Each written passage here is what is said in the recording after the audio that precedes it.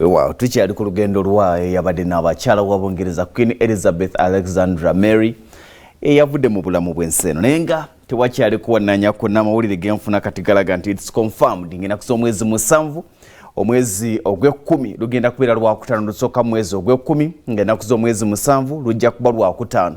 Programu ey'omunaala tugenda kubeera mu Gioma Gardens ekinoni live tugenda kubanga tugikuweereza abayimbi abamanyi abatuwerekedde okutandikira ku Sir Mathias Walukaga, Chris Evans Kawesa ali on board, Aizonti muganange Aida Mugo mwanyinaze, Henry Mwanjie, Kemisera, Aizonti Mugambye, Simon Rock, MC Maswanku ne MC Bikukujube bagenda okubanga bakulembera mu enteekateeka zonna ate nga tujja kutandika n'omupiira wakati w'abaweereza ba BBS Telefine yaffe ku ssaawa zijja kubeera 7:8 tujja kutandika n'omupiira mu kasaawe k'Ekaboyo oba mu kisaawe ky'Ekaboyo tujja kutandika n'omupiira wakati w'abasuubuzi ab'ekinoni n'abaweereza ba BBS Telefine yaffe Kadunabbi ne team muganange Sebunya n'abalala bakulembeddemu enteekateeka eyo okulaba nga kitambula bulungi ate nga Bob ali Minana nze nja kusamba mu ttaano okukola defensive assists ez'enjawulo ng'ennaku z'omwezi 7 lwero okutaano lugenda okusooka mu mwezi ogujja ogw'ekumi tugenda kubeerayo ffena omunaala live ku ssaawa 3 paka ssaawa 4 Mathias Walukaga yatuyingiza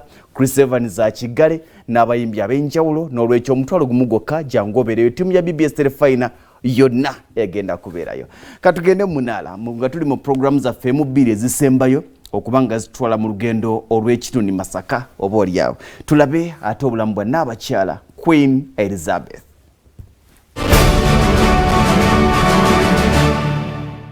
By the news that we have just heard from Balmoral. The death of Her Majesty the Queen is a huge shock to the nation and to the world. Queen Elizabeth II was the rock on which modern Britain was built. Our country has grown and flourished under her reign. Britain is the great country it is today because of her. She ascended the throne just after the Second World War. She championed the development of the Commonwealth from a small group of 7 countries to a family of 56 nations, spanning every continent of the world. Abasajja b'ekalisizo bagambye nti sebo naffe tutuleka muganda wange Master Care Dad weekasambya tujja kulaba enteekateeka ate kakike tunaabaleetera ewamu emubende kubanga BBS kabona mawanga kabona district kabona masaza era bw'obanga owulidde nti BBS ekintu yekitaddemu omukono manya nti kiri taratibu maridadi sana. Njagala okweyongerayo ekitundu ekyokubiri nga bwe nabasuubiza nti twagala okulaba olugendo lwa Queen Elizabeth n'ebyobugagga byalese kubanga abantu bangi babadde beebuuza nti ebyobugagga byazitowa ate. Ekituufu Queen Elizabeth bw'ogatta ebyobugagga byabadde alina amazima amatuufu kizibu nnyo okumugeraageranya kubanga alina n'ebyobugagga ebitamanyiddwa bizitowa ssente mmeka ng'ebisiige alina n'ebyobugagga ebitagenda kuddamu agenda bisikira nti kino be bantu bebaga nti wadde mugenzi naye mugagga naye nga sinnakutuusa ku lugendo lwe olw'okufuuka n'abakyala njagala nsooke nkutwale mu mwaka 1939 mu ssematalo ow'okubiri ng'ayinda mujjukira omusajja Adolf Hitler ow'eggwanga erya German we yalumbira Poland agikube we asosookereza eggwanga erya Russia wadde nga baali banywanyi takomye ku ekyo alumbye Bungereza London embeera eggaye mu 1939 mu mwezi ogw'omwenda eggwanga erya Bungereza liyingira mu ssematalo ow'okubiri. Akaseera ako kaali kazibu kubanga Queen Elizabeth n'omumbejja Margaret baali bakyali bato. Kakati Lord Houston agamba nti abantu bano ng'agamba nti babajje mu kibuga London babatwale mu ggwanga erya Canada olw'ensonga nti baali batandise okukuba ekibuga London nga bakisuulako bbomu nga waliwo okutya nti abantu bano basobola okulugulamu obulamu. Ku ogwo mulembe gwa kitaawe Kabaka George jjukira nti yali olwedde ategeereddwa nti bwe kataligirya okujjako nga kabaka azaddeyo omulenzi naye bwe kataligirya Elizabeth oyo omwana gw'olaba yagenda okufuuka n'abakyala oba omukulembeze wa Bungereza ddako kati nga balina okumuwa security. Maama we agaana atya agamba nti okuva wano tebasobola genda nga siriiko kyokka nange sigenda genda nga omwami wange taliiko ayogera ku kabaka omwami we yali amaze okiraba nti kizibu okumusitula okuva mu Bungereza ng'olutalo luyinda kubanga kuba kulyamu bantu bolukwe kuba kusuulawo ggwanga lyo kaali kabonero ak'enkukunala nti tebalina gye balaga era ekyenjawulo kye baakola kwali kubasitula ne babatwala mu Baltimore Castle gye baali okumala ebbanga mu Scotland okutuusa ku Christmas ya 1939 lwe baavaayo ne bagenda mu Sandringham House e Norfolk gye babakuumira ng'era embeera ekyali nzibu. Kati wakati w'omwezi ogwokubiri n'omwezi ogwokutaano omwaka 1940 baabasitula ne batwala mu Royal Lodge e Windsor okutuusa lwe baabatwala mu Windsor Castle gye babakuumira okumala ebbanga lya myaka 5 ejaddako.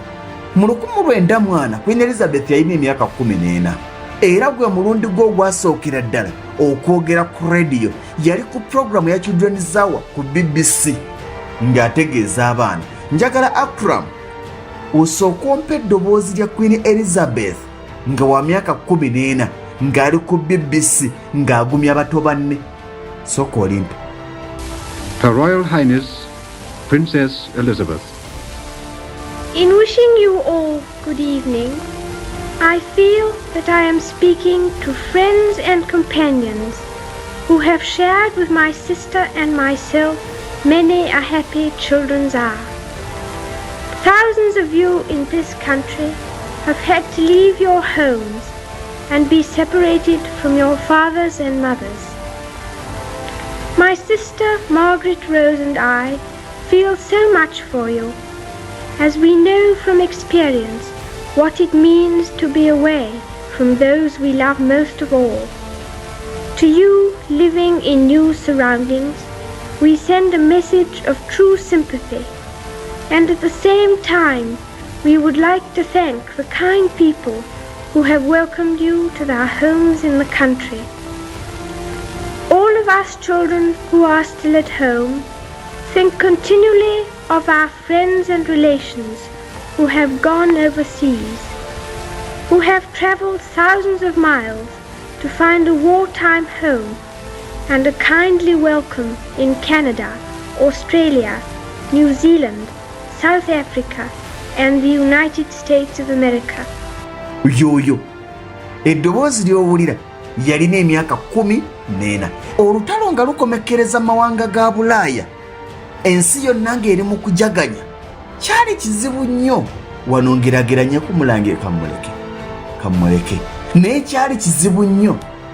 Omulangira oba Omumbejja alinza okutula ku Namulondo okumuleka agende mu bantu abali mu kujaganya olw'olutalo, wabula ye n'Omumbejja Margaret basaba muzadde waabwe maama ne taata nti mutukkirize naffe tugende tubeerewo ng'abantu bajaganya, nga bonaga nti waliwo olutalo lubadde luyinda mu ggwanga, kati ebivulu biri mu kuyita okwetoola Kampala, olutalo nga luwedde, abantu bali mu kwambala ngule, naffe katugende tulabe ku mbeera. Kyali kizibu era beewaguza mpola, naye ng'akaseera kaali kazibu.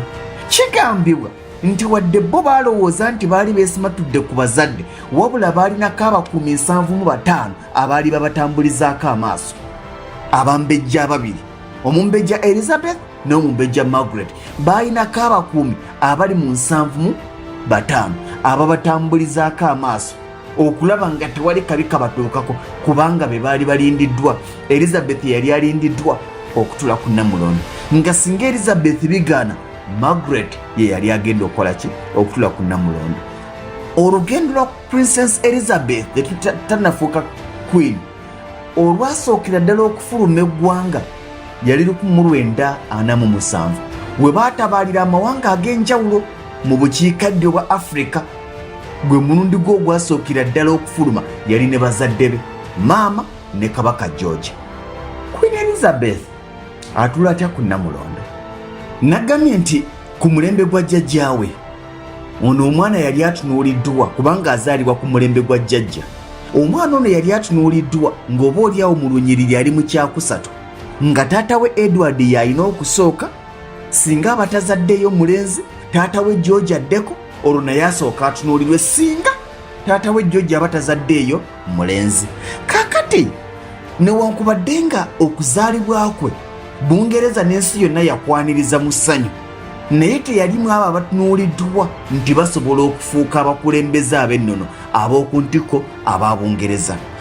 Jjajjawe bw'afa mu 1936 taata w'omukulu Edward ow'omunaana Ageesigika afuuka kabaka.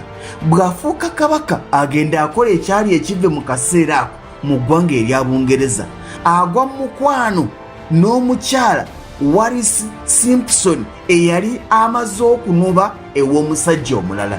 Kino kyali kivvoola obwakabaka bwa Bungereza era kino kye kyaggisaako Edward kabaka ng'amaze ennaku 3 ne baga nti ku kyokoze oswaza obwakabaka ddebbali. Taata we George wafuukira kabaka. Amawana agaakolwa kitaawe omukulu Edward ge gaayanguyiriza Elizabeth okufuuka n'abakyala. Singa teyakola mawana ag'okugwa mu mukwano ne Wallis Simpson, tewandibaddewo nti nsonga yonna eyinza kuviirako Edward kumala kabanga katono ku bwakabaka, ekitegeeza nti ne George yandibadde oluusi alwawo okufuuka sinakendi n'obutafuuka kabaka, kubanga kyali kisuubirwa nti Edward asobola okuzaalayo abaana ab'obulenzi, ate abakuzaalayo baana ba bulenzi kitegeeza nti be bandisoose okufuuka bakabaka. Olwo ne George n'alowoozebwako ne George n'alowoozebwako. Kati kye yakola famire y'olulyo olulangira etuula egamba nti ku kyokoze olina okudda ebbali, tetusobola kukikkiriza. Mutoowo kajje kabaka George ow'omukaaga bw'atyo bw'ajja. Kabaka George olw'okuba nti yalina abaana 2, omumbejja Elizabeth n'omumbejja Margaret, ate nga Elizabeth ye mukulu, of course ye yali agenda okufuuka omukulembeze ow'ennono, era bw'atyo bw'afuuka omukulembeze ow'ennono n'abakyala nga kitaawe amaze okufa, naye ng'ekyamwanguyiza kitaawe omukulu Edward okugwa mu mukwano n'omukyala eyali amaze okunoba mu ddyo eddala. Bw'atyo bw'afuuka. Naye nagambye nti embere eggwanga erya Bungereza nga n'abakyala asanze ebintu bingi, omuli okufa kwa mukamwana we Princess Diana, omuli amawanga ga Africa agali amatwale ga Bungereza okufuna obwetwaze, omuli Bungereza ekitiibwa kyayo n'amaanyi gaayo okunafuuyira ddala ku lwaleero gubadde mulembe gwe, ate nga mu kaseera ke kamu kwe kubadde ne Bungereza okuva mu mukago gw'amawanga aga Bulaaya. Era nga tojja kwerabira nti n'okufa kw'omwami Philip bbaawe omwaka oguwedde kyayongedde okumunafuya. Afiira mu kaseera akakambwe aka COVID-19, era COVID-19 bw'alumba baateekawo obukwakulizo obutagambika obwalina okugobererwa n'abakyala n'abamukuuma. Teyaddamu kukkirizibwa kusisinkana muntu yenna okuggyako ab'okulusegera ate nga tebafuluma tebayingira. Kyali kizibu nnyo okumukumulwa emyaka gy'alina 9 n'omusobyo, ate nga mu kaseera ke kamu n'ekirwadde kyali kikambwe, era kigambibwa nti bbaawe yandibanga yafa COVID-19 okufa kwe mwezi ogwokuna omwaka oguwedde. Agenda okufa nga bamaze emyaka 73 nga bali mu bufumbo, era ng'amaze okufa n'abakyala yamuli ku lusegere nnyo. Kyokka olwabukakuliza obwaliwo bwa COVID-19 yatuulanga wali ng'alengera mulengere, omubiri gw'omugenzi ng'agulaba abadde bbaawe naye nga talina kyakkola. Amawulire g'okufa okwa n'abakyala ono gaafumye ku lunaku lwakuna ekawungeezi olwa wiiki ewedde ng'ennaku z'omwezi 8 omwezi ogw'omwenda. Abakulu mu Buckingham Palace oba olubiri lwa Buckingham lwe bafulumizza amawulire nga baga nti bannange ku makya nga baga nti n'abakyala embeera gy'alimu si nnungi, era ali mu Balmoral Castle gyakuumirwa n'abasawo bali mumulabirira. Zagenze okukwera ssaawa 10 amawulire ne gafuluma nga galaga avudde mu bulamu bw'ensi eno. London Bridge is down ye koodi gye bakozesa okubikkira abakulu.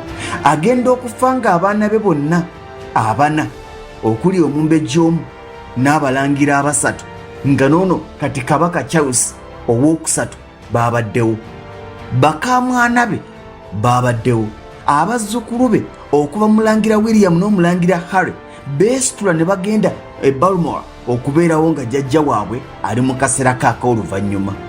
Naye nga mmaliriza olwaliro bingi butugamba nti twogere ku bulamu bwa n'abakyala wano ne wali tetwogedde na ku bufumbo bw'embaga ye tetwogedde ku mbaga ye olwakadde kubanga mu kaseera kano wadde ekola amakulu naye kitugasa kinga bonna omwami n'omukyala bagenzi omwami yafa mwaka guwedde omukyala afudde mwaka guno njagala katini nnyo nga tutunulira obugagga bwe nkulageko ku bintu ebitono ebyenkizo by'abadde alina ebimufuula ow'enjawulo mu b'enjawulo.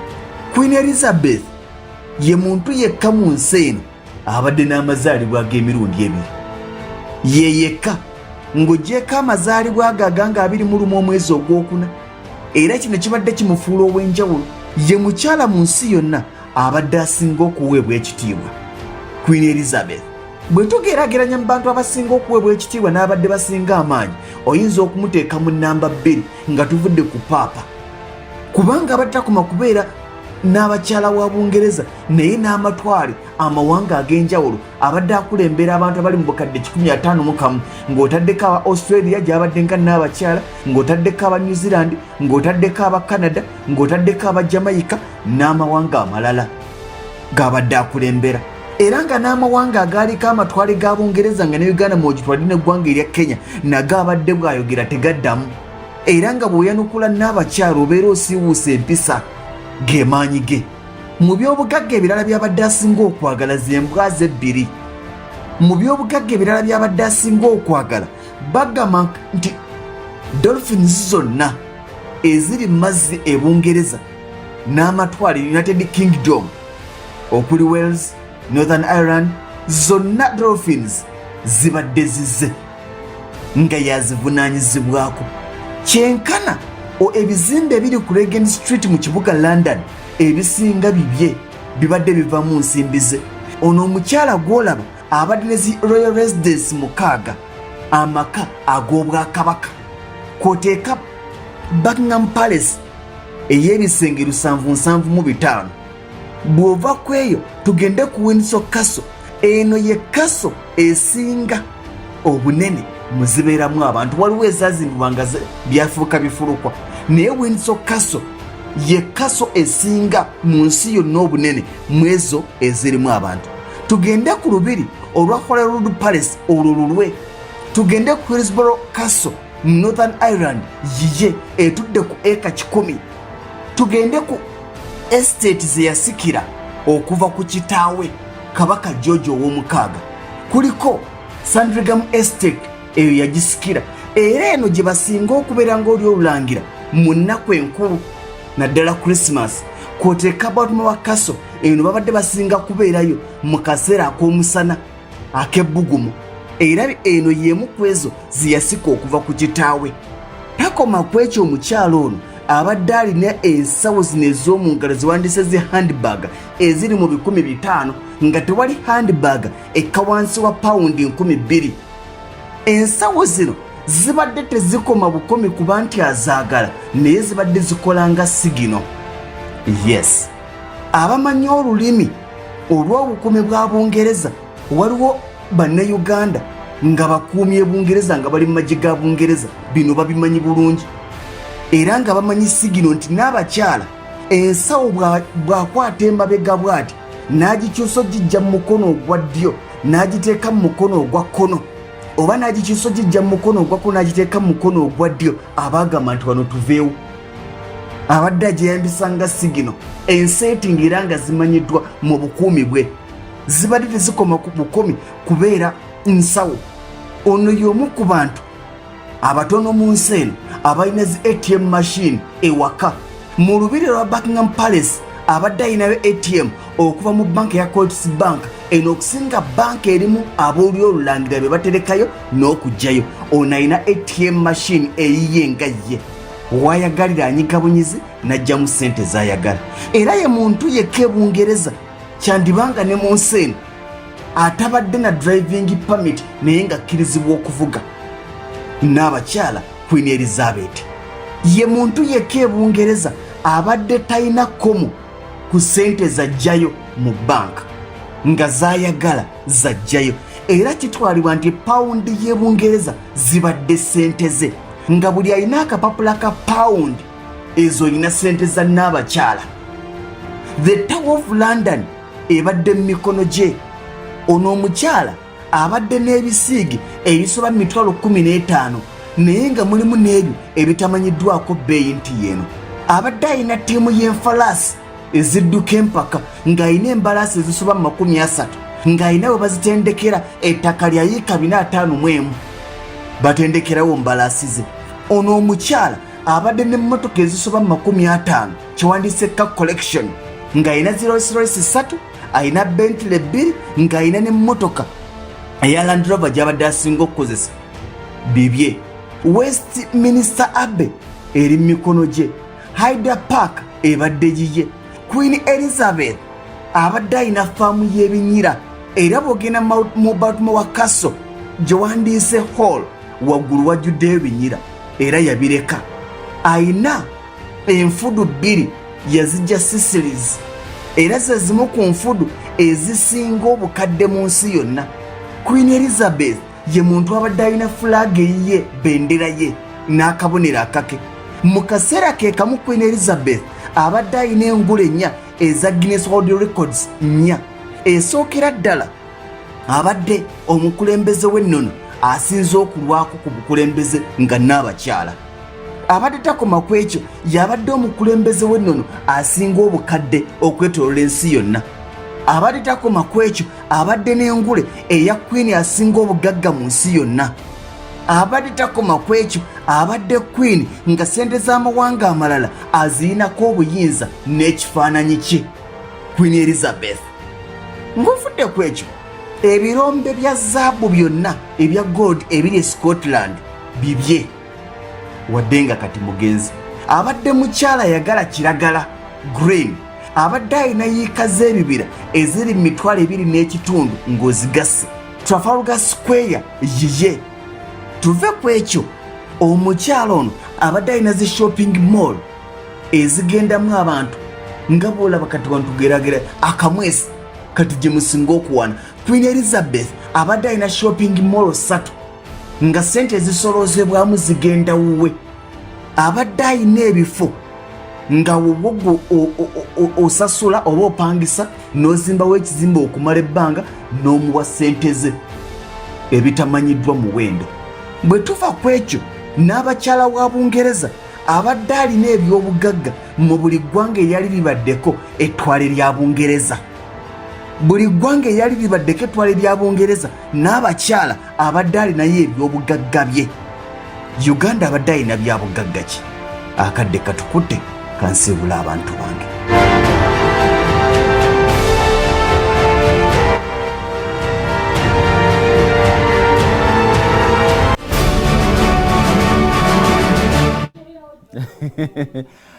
Mugana wange mwanyinaze Stella Nandawula amaze okulabika ku ne Gomez erimu zaabu amayinja ga zaabu kwoteekayo black aba blue blue agenda kubanga kutuusa kamawulire ageesigika njagala kubanga nkusibulira ne programu ey'omunaala. Mugana wange Frankson Bukenya agambye nti agenda kugulira abagenda okulaba omunaala wali mu Gioma. Stella Nandawula ng'ennaku z'omwezi 7 tuli ffenna mu Gioma Gardens ekinoni ageesigika jjajja ogasomera.